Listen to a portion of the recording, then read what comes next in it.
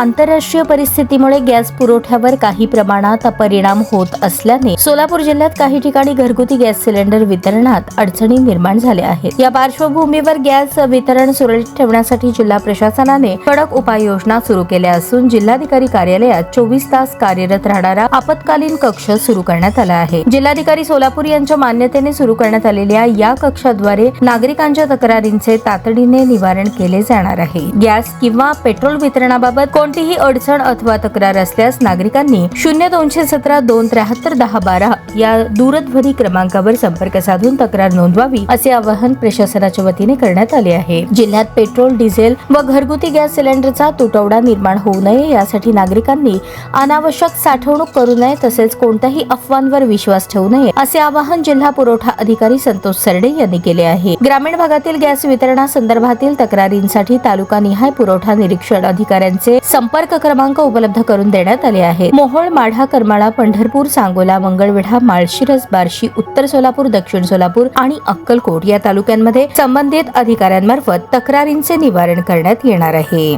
तसेच सोलापूर शहरातील गॅस वितरणाबाबत तक्रार नोंदवण्यासाठी परिमंडळ अधिकारी आणि पुरवठा निरीक्षक यांचे स्वतंत्र संपर्क क्रमांकही उपलब्ध करून देण्यात आले असून प्राप्त तक्रारींवर तात्काळ कार्यवाही करण्यात येणार असल्याचे प्रशासनाने स्पष्ट केले आहे।